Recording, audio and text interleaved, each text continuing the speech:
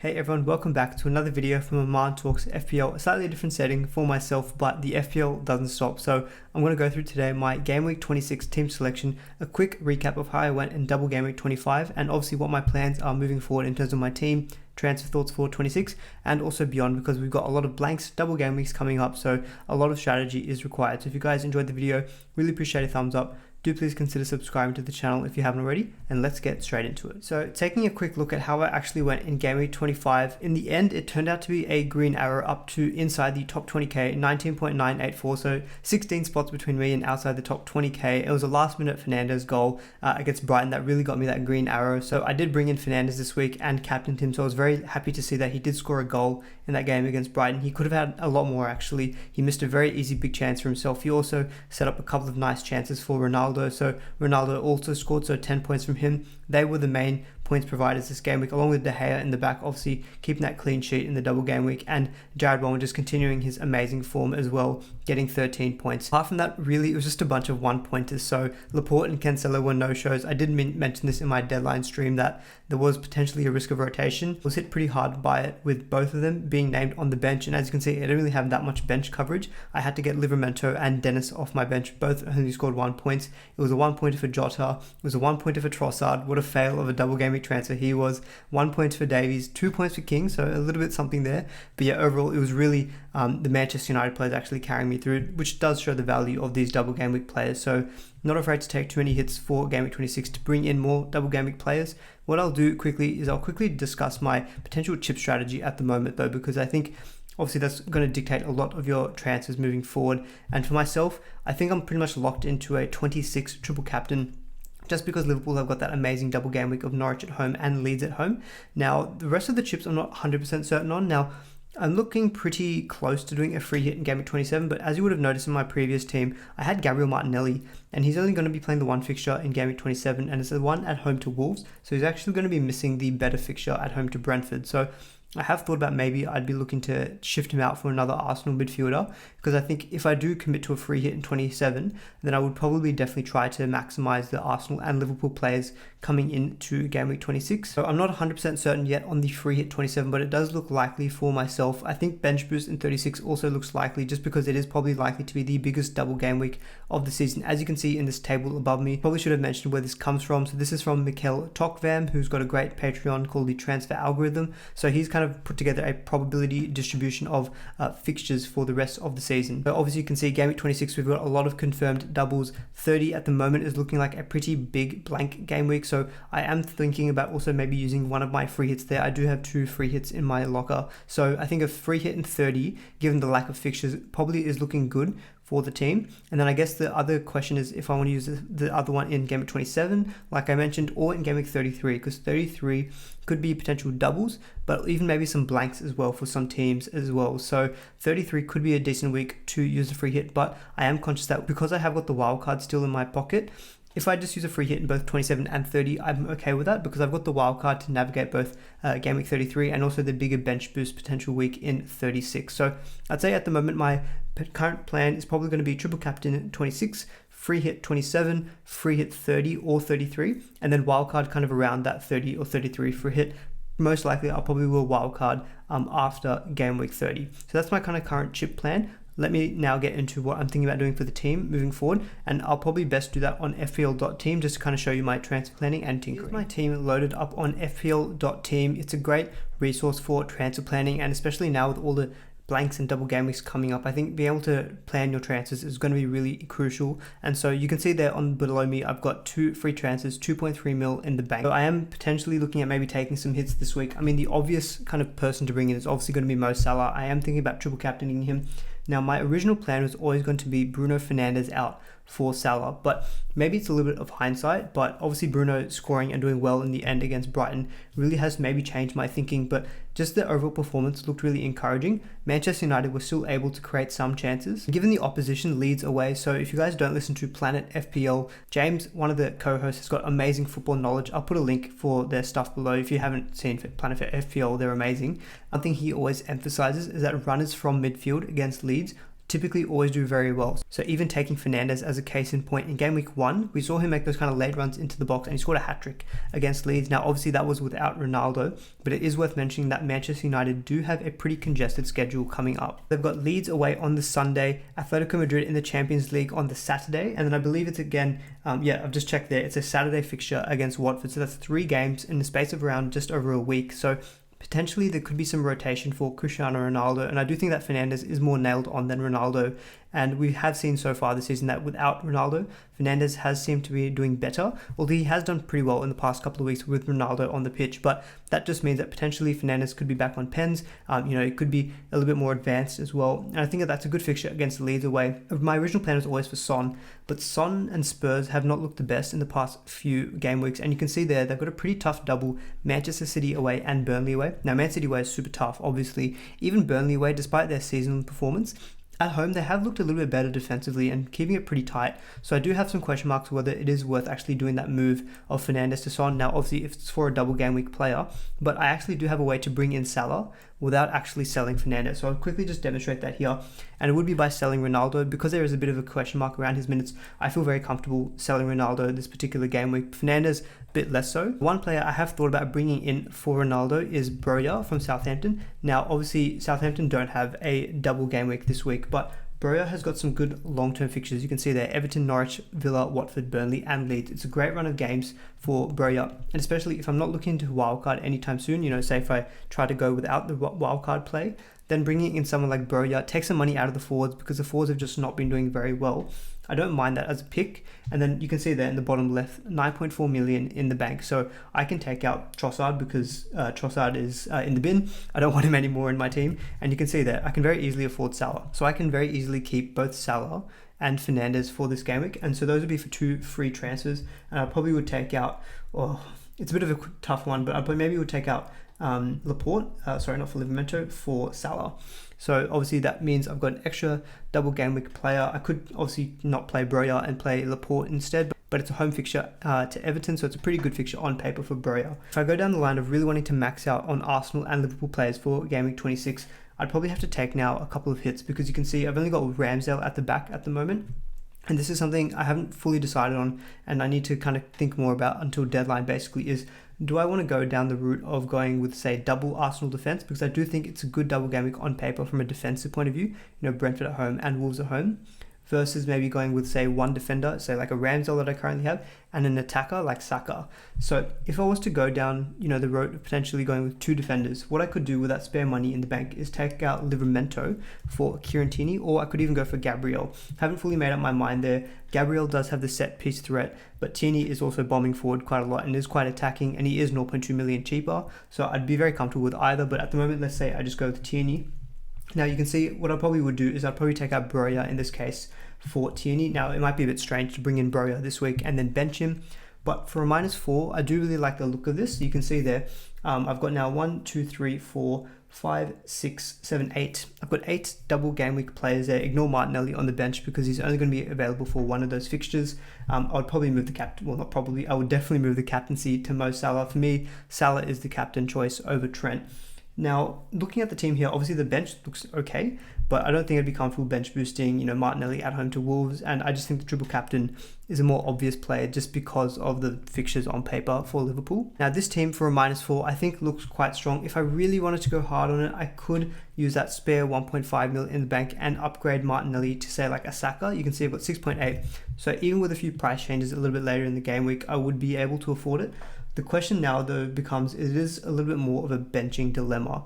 So obviously bringing in Saka, who's got a double game week, is obviously a good play. But just looking at my team there, it's not obvious who I would bench because obviously you could very easily go with, benching one of the Watford strikers, but they do have a double game week. So, 4 points is better than 2, but obviously Saka can deliver a lot more than that. I could bench Ben Davies because obviously away to City is a very tough fixture on paper and Spurs have not looked the best defensively, but Burnley are a team that don't score many goals, so I am thinking about just playing him. He's got the double game week, he's got some attacking threat, so there may be a chance of a clean sheet away to Burnley. I can't really bench Trent, Tierney or Cancelo really. Bowen is in amazing form at home to Newcastle, again a very good single game week fixture, and so it would be a really tough decision going for an extra -4 just to take out one of these players. I mean, let's say hypothetically, I just took out one of the Watford strikers. Now, you can see that I've got 1, 2, 3, 4, 5, 6, 7, 8. Well, I would have 8 double game week players in my starting 11. I'd actually have another on the bench. So maybe it is becoming more of a bench boost team, but maybe it's a psychological thing. Maybe I don't want to give myself the headache of actually having that decision of, oh, should I bench boost or should I triple captain? So let's say I just don't take out Martinelli, for example, and I go back to having him. I would probably take him out now and play Dennis. And so that team for a -4 looks quite good. I think going double Arsenal defense, I think, is a good move going forward. And Martinelli, the thing is, I really would like Martinelli long term. I do think he is Arsenal's best attacker, and he's so nice and cheap. He's 5.3 million, so he could be just a great squad player. Although it does feel a bit bad not attacking the Arsenal, or getting into the Arsenal attack for this particular game week. So just taking a look, if this is what I did for a -4 next week. So next week, I would have 3 Arsenal players in my squad, even though Martinelli, I wouldn't even be playing him in 26. He does have a blank. And as you can see there, if I just set up the team as best as I can, I'd bring Laporte back in 100% for Tierney. And again, this is a good reason why I would like to get Broja, because he does have Norwich at home, so I wouldn't have to worry about that so much. But as you can see there, I've got 1, 2, 3, 4, 5, 6, 7, 8, 9. I've actually got 9 players. The problem is I don't think they're great quality because, I mean, Cancelo, Laporte, De Gea and Davies are fine. I mean, Fernandes and Bowen are fine. It's really the strikers in terms of King and Dennis.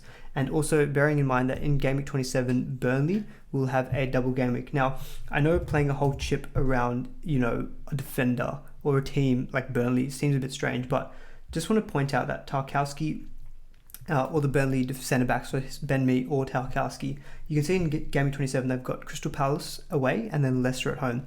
Now, Crystal Palace and Leicester are the 2 worst teams at actually defending set pieces. I'll try to throw up a graphic on screen sometime soon just to kind of highlight that. So I think there could be some potential upside going maybe with a Burnley centre-back, knowing that they could potentially get some attacking returns. If I wasn't a free hit, I'd probably make some other changes, like I would take out De Gea for Nick Pope. As you can see, I don't have any Spurs attackers who would be away to Leeds, so I think bringing in the likes of a Son and a Kane, maybe even bringing like a De Bruyne, because on a free hit you can really max out the number of premiums that you own. And obviously I would maybe keep my double Man City defense, or I could change it around to go for like a Mahrez or a Sterling. I do think that there is some upside to attack in this particular game week because there are some nice fixtures. So even though I can field like 9 players, maybe I can take another couple of hits here and there to get back to 11. The problem is I wouldn't want to be taking out any of my Arsenal players, because just looking at the Arsenal fixtures moving forward from this point onwards, they've got Watford, Leicester, Villa, Palace and Brighton. It's a nice fixture run, and they do have a confirmed fixture as well in Game Week 30. So if you're not looking to play your free hit in 30, Arsenal players are very good, and Arsenal also do have the potential of a double in Game Week 28, potentially Watford and Chelsea. Now, Chelsea is obviously not a great fixture, but Watford is a good fixture. So I don't think I'd be very keen to take out my Arsenal players on a free transfer. Instead, using a free hit and then getting them all back in 28 still does look appealing. So if I just quickly flick over to Game Week 28, now, as you can see there, the team looks okay. So I'd bring in Tierney. I'd probably take out De Gea for Ramsdale. I'd bring in Jota. Now, one thing I haven't actually touched on is Jota has picked up a bit of a knock in the Champions League. So yeah, I haven't really thought about what I would do if Jota is unavailable this particular game week. I'd maybe just take him out for Son in 26. But at the time of recording, I don't know fully what the prognosis is. So that's going to be something I'll have to just post on Twitter. So do follow me there as well as I give some updated thoughts. And I may also potentially, again, do a deadline stream in this particular game week. And I'll obviously bring in Martinelli now, probably for a Fernandes. So now you can see in 28, Chelsea is a team I have highlighted previously. They do have a very nice fixture run from this point in time. So someone like Reece James, I definitely am thinking about. You can see the run, especially if they do get a double as well in Game of 28. It's a great time to jump on Chelsea assets. Now, originally I thought about maybe playing a wild card at this point in time, but if it's just Chelsea that I'm looking to really target, I know I've mentioned Leicester, I have a good fixture run, Wolves, but Leicester, I don't see too many of their assets being, relevant. Maybe a Maddison, maybe a Vardy if he's back in the picture. Wolves, I think from a defensive point of view, are worth investing in. But looking at my current defenders, I wouldn't drop Tierney, Cancelo or Trent. Laporte's a great buy. Davies can now just be a bit of a squad player. So I don't really see myself going too hard in terms of the teams that have those positive fixture swings. So I don't really necessarily think a wildcard is necessary. I mean, I do obviously have some Manchester United players here. So what I'd probably do in Game Week 28, if say for example, Chelsea do get a confirmed double game week, I mean, it's not great taking out Laporte because they do still have some decent fixtures, but maybe there's some extra rotation, with Champions League. So maybe I would just do a straight swap of Laporte to Reece James. And then probably what I'd do is, because Fernandes now gets into a tough run, you can see Manchester United have Man City, Spurs, Liverpool. I'd probably take out Fernandes at this point in time. Now, 12.7 million in the bank.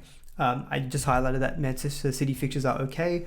Maybe I could take a punt on a De Bruyne or a Sterling, or I could even just go to say like a Heung-min Son, because I think Tottenham don't have some bad fixtures from this point in time as well. They've got Everton, United, West Ham, Newcastle, Villa, Brighton. So there's some okay fixtures as well on paper for Spurs. So I could just do that. And I don't mind how this squad's looking, even though I've got some bad players in terms of like De Gea, Dennis and King. I don't necessarily think just those three players is worth a wild card. And so in this particular game week, I could just take out like a Bowen for Heung-min Son.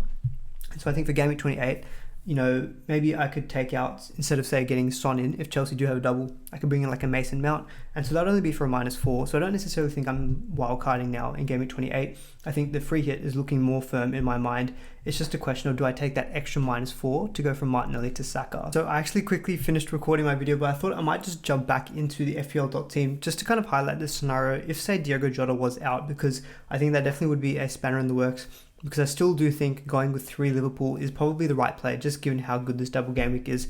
And because I've got 2 free transfers, maybe that just means I navigate towards going with double defense. So maybe go with a Robertson instead of a Diogo Jota. So what I would do in the case of, say, if Jota was out, now you can see that I've got 10.3 mil in the bank. So again, I could go for like a Heung-min Son, or I still need to go for Salah, to be honest. So let's just bring in Salah in place of Jota, and I would fund that by taking out Ronaldo. Got 9.8 mil in the bank. Now, if you guys have followed my Twitter as well, I did also mention about maybe bringing in Lacazette. I haven't spoken about him so far yet in the video though. I just think that the value that Arsenal defenders and also Saka, or even like Smith Rowe and Odegaard over Lacazette. I mean, Lacazette's stats are good, don't get me wrong. He's on penalties. I think just the way he plays though, he tends to drop deep a little bit and is a great facilitator and is really integral to actually how Arsenal play.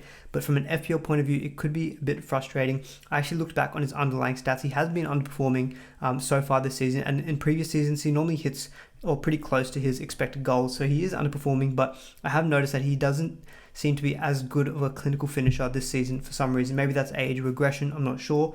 But Lacazette, I just think there are better routes into the Arsenal attack, although you could make the case that the forwards are not good enough, so just go with Lacazette. So maybe I bring in Lacazette. Who knows? Because if I am getting with Robertson, if I am taking out Jota, then maybe just going with Lacazette to cover that Arsenal attack is the player, despite everything I just said then.